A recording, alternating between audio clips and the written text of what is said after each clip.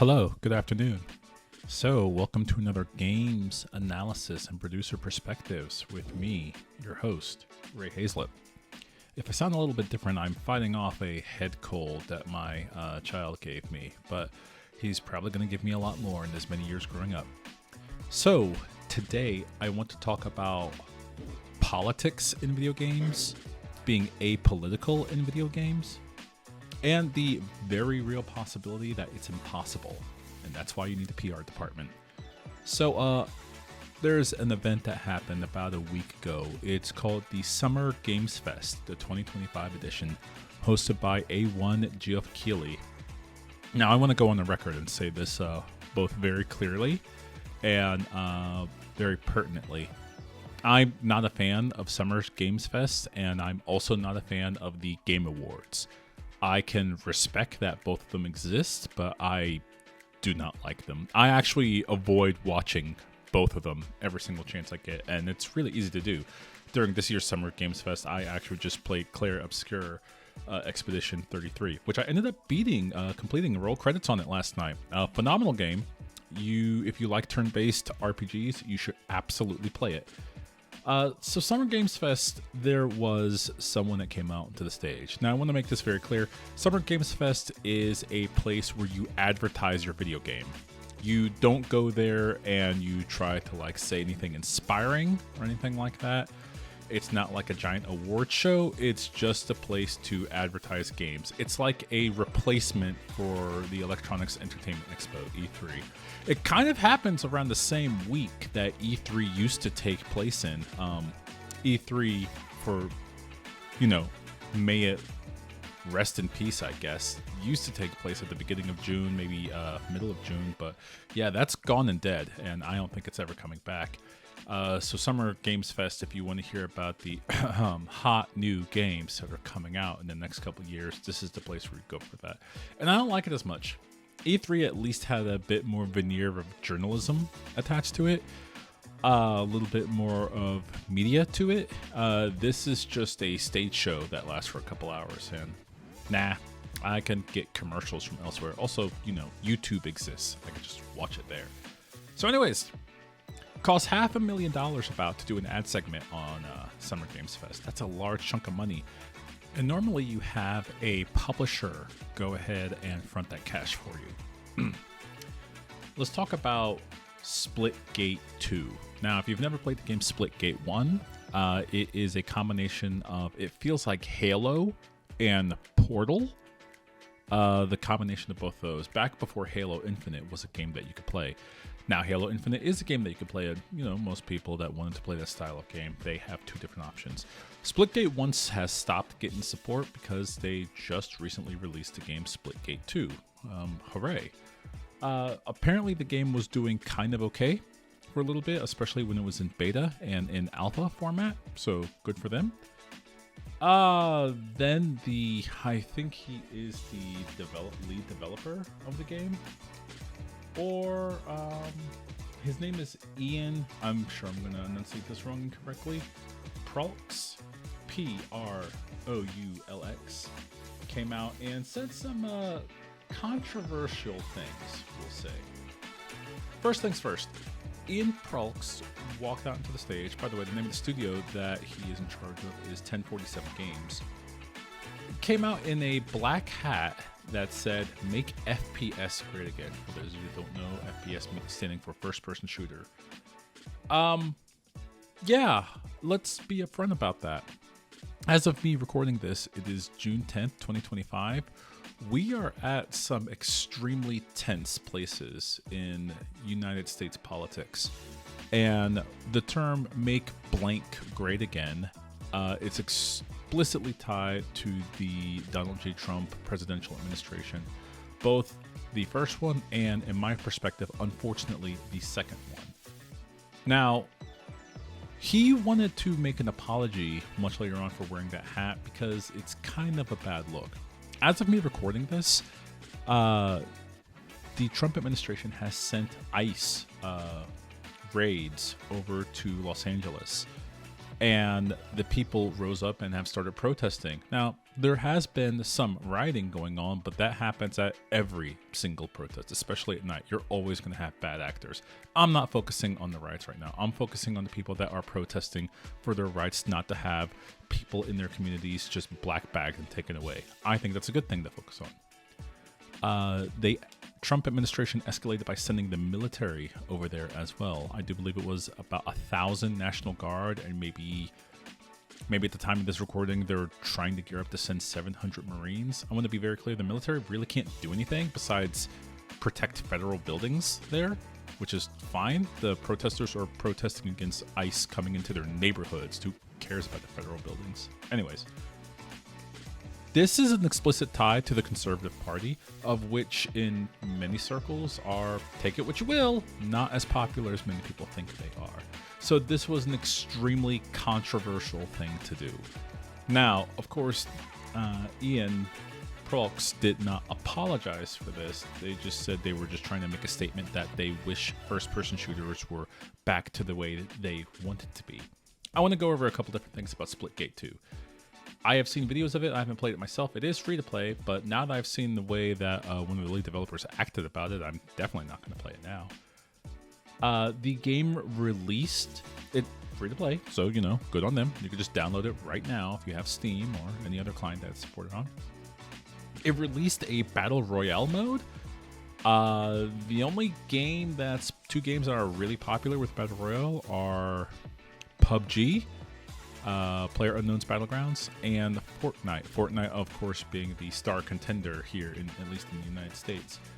No one was asking for another Battle Royale mode, and if you're going to wear a hat that says "Make first-person shooters great again," I'm getting kind of up there in years, and I could tell you, Battle Royales are not original first-person shooters. What are we talking, like Doom? Are we talking about Halo? Splitgate 2 is a lot like Halo, I'll give you that. We're talking Counter-Strike. You could kind of sort of put Splitgate 2 next to Counter-Strike. I think it's in the conversation, definitely. What's going on here? Why are you saying this? It's weird. It's odd. It's actually kind of really unbecoming. As well as the game, since it is a free-to-play game, it released with a lot of extremely expensive cosmetic add-ons. Some of them, well, one of them was a $140 bundle that they released on day one and said it was on sale for $80. I'm going to tell you something. Everybody listen here. When you release a product and you say its initial release price is the sale price, no, that is the release price. I do believe that this is technically illegal. I think in some places, if it never hits the $140 mark, that means that no, you're just false advertising a sale. Yeah, that's illegal. I know for a fact that's illegal. I forget what the name of the actual term it is for doing that. Again, no one asked for extremely expensive skins, and back in my day when I played a lot of FPS games when they were quote-unquote great, they didn't have extremely expensive skins. If you wanted to buy a skin, you either earned it in-game, which is the rightful way to get most skins in-game, or you went ahead and paid $5 for it, $3, $1, a couple cents. It just depended. So this has been met with both his actions on stage and, of course, his game being tarnished by expensive microtransactions, and also different modes that nobody wants to play, which is splitting the player base. This went from a game that was overwhelmingly positive on its initial drop, its initial release, to now mixed on Steam reviews. And that is a way you can go ahead and destroy the release of your game. There is some Twitter posts where Ian and I guess the social media team are saying that the $80 bundle for the cosmetics was a mistake and it slipped through on the release of the game. All right. Hi. Hello. I've worked in video games before. I've worked in free-to-play video games before, and I've worked in server-side release and monetization and marketing for games before. That wasn't a mistake. That's ridiculous. You have everything. When you're about to release a game, you check with everybody at all times to make sure everything is perfect. You try to make sure there are no slip-ups Every single social media post has about 10 different eyes on it. Everyone is checking the servers, everyone is checking the community, and of course, everyone is checking the monetization of your free-to-play video game. Literally the only way you're going to keep the lights on. Of course you're checking that. No one mistakenly released an $80 bundle. That's nuts. That is an insane thing to say. And of course, I do believe he's making it up because he goes on to blame Call of Duty by saying that the former head of monetization, before they either were let go or fired or they quit or got laid off or whatever, it doesn't matter. They said the former head of monetization created this bundle, then they left the studio, and the bundle just slipped in through the release date cracks. No, I get what you're doing. You're trying to make a dig at one of your highest competitors, the Call of Duty franchise, while also saying it's not our fault, it's the fault of the person that doesn't work for the studio, so you can't blame anyone here. Stop it. That's so cowardly. That's so pathetic. It really is. I don't care if anyone at 1047 Studios actually hears this podcast and ever reconsiders potentially hiring me or talking with me. That's fine. It's a pathetic thing to say.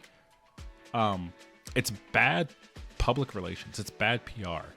You're already dealing with the fact that Ian Prox kind of made an idiot of themselves by walking out on stage in a politically contentious hat, making contentious statements. Now you have to deal with them blaming a completely different game for something they didn't do and blaming someone unnamed for doing something that you didn't check over. So, wow. Just shockingly bad. If you're a producer in this situation, you know exactly what's happening. You know that you've let the fact that your studio or company, what have you, that doesn't have an effective public relations department, you've let it get away from you. This is actually very important. When you make very big video games that need constant player input and constant support, a good public relations person can be worth their weight in gold, because your game devs might shoot off their mouths or they might do something controversial. I do believe Randy Pitchford, just a couple of weeks ago, maybe it was a month or two ago now, was talking about how a player contacted them via Twitter and asked them, kind of begged them not to charge $80 for Borderlands 4. Randy Pitchford told this story about how they used to work at a ice cream shop making a little bit above minimum wage or something like that, and when they wanted to buy an $80 video game, they found a way to make it happen. It says real fans will find a way to make $80 happen. What a completely nakedly blind to the economic situation that people are in thing to say. That's also bad. Now, make no mistake, some of these places do have PR departments. I know for a fact Gearbox has a PR department, and someone could have stopped Randy Pitchford from saying that. They didn't, or they couldn't, so now they have to deal with that. And probably the publishing department for 1047 Games has a PR department, and they don't know what to do about the bad PR that Ian and his team has sort of put them in. Oh, well. So, you budding producers out there, or older producers that are listening to this for fun, always have a good relation with your PR department. I'm not saying I always had a great relationship with my PR department, but I always had a working and respectable relationship with them. I always tried to listen to them and take their advice in the things that we have done. And I can say from experience, we have stopped so many incredibly embarrassing things from seeing the light of day. Again, they are worth their weight in gold if they are very good at their job. Someone should have stopped Ian Prox from walking out and then make FPS great again. Unless they did the math and they figured out, hey, there are more conservative people that play our game than there are left-leaning people that play our game. Let's go ahead and lean into that market. If that's your calculation, go for it. Sorry to tell you this, but I've done the calculations myself on a lot of different games I've worked on. Some of the games I've worked on were very much more right-leaning people, as in people from the right side of the political spectrum were more likely to play them than the left side of the political spectrum. And some games I've worked on, definitely the opposite. People more on the left side of the political spectrum were more willing to play it than the right side. It is completely unavoidable to think of your games apolitically, especially on the type of game that you're working on. If you want to make that choice, you can go ahead, but the reality is, when it comes to marketing your games, if you market to the left side of an audience, your game will be much more successful than if you market to the right side of an audience. Now, of course, there's going to be a balance in there. You go too far left when you're marketing, it's going to turn some people off. You go too far right, it's going to turn even a lot more people off. That's just how that works. Why is that? Well, there's a lot of different reasons we don't have to get into right now. But the reality is this might be getting too deep into the weeds, but the reality is there are a lot more left-leaning people in the world, or more people with more left-leaning sided politics than there are right-leaning people. Yes, you can make the argument, well, what about elections? Yeah, not everyone votes. That's the reality of that. Not everybody votes. If everybody voted, they would barely, the right-wing party in our nation, the United States I'm talking about right now, would barely be functioning. They would have to completely shift their Overton window to completely adjust, because more people want the things that left-wing politics espouses for than they want the things that right-wing policies espouse for. That's just an absolute fact. That is data-worthy fact. Just to get a little bit too far into the weeds, a little bit way too far. Why do you think more conservative people like the Electoral College? They don't want your one vote to equal one vote in a federal presidential election, because they know they would probably rarely ever win. There are chances when that happens, 2024 being one exception. But then again, I go back to the example of, if everybody that had left-leaning ideals voted, everybody of age voted, then yeah, it would be a blowout every single time for whatever the more left-leaning candidate ever is. It always is. So that is why, public relations wise, when you're kind of trying to shift your game, you kind of want to err more on the lefter side of the spectrum. It's true. It's absolutely true. If you're on a right-leaning game, you try to center. You always try to center if you're on the right-leaning game. I'll give you an example. When I was working on World of Tanks, I was an assistant producer for World of Tanks. We always tried to center all of our politics with the game, and we would try to push left as much as we could, as far as we could, without trying to break the community, because it was very much a right-leaning community. We all knew that. We were all aware of that. And anytime one of the, going to be very honest with you, anytime one of the like Nazis, I don't know what else to call them, absolute Nazis would get into our forums and like rear their head, we'd strike them down with the BAM hammer. We'd hit them with the hammer of God and get them out of there. Like, we knew, we were perfectly aware they existed in our games. They're in every video game most of the time, but they can't talk. They can't show their heads. We get them out of the community, but we're aware they're there. We were aware they were a decent chunk of our player base. So we had to go ahead and adjust our marketing to the game based on that. We tried to do more forward-thinking things, such as female tank commanders in the game. Now, this was difficult to do, and one of the ways that players were uncomfortable with it is some players didn't want female tank commanders. We didn't care. We wanted female tank commanders because there was a decent chunk of our audience that were female. So why not give them a way to have representation in the game? And let's not pretend that there weren't female tank commanders in a World War II setting. There absolutely were, especially in Russia. So it only made sense. We did kind of a half step to it. You could get female tank commanders, but you had to do this extremely long mission chain to kind of get them. It was such a weird half step, but ended up being everybody was kind of like happy but not happy, because we got more player engagement, and the more people that wanted to engage got their female tank commanders. Everyone else that didn't want them, they didn't have to see them, which is another thing. Who cares? If you don't want female tank commanders, don't add them to your tank when you're playing the game. No other player will see them. It doesn't matter. So how would someone avoid this sort of political fallout in the future if you are going to like a big event and you're trying to make an announcement for your game? Honestly, it's way more simple than you think it is. Err on the side of caution for everything you do. All that Splitgate 2 developer had to do was walk out on stage, advertise their game without wearing a dumb hat, say why they think their game is good, then walk off stage. Had they released that, and had they released it with bundles that never touched above, cosmetic skins that never went above $10, we wouldn't be talking about this game right now. But so it goes. They flew too close to the sun. I don't know what they were thinking with the Battle Royale mode. We'll see how long that lasts. And maybe their game is going to suffer for it. All right. Those are my thoughts, though. I'd love to hear yours. If you want to write an email, it is at unscriptpodcast@gmail.com. I'd love to hear your thoughts, and I might read them on here. Thank you very much for taking a listen, and I hope you have yourself a fine day today.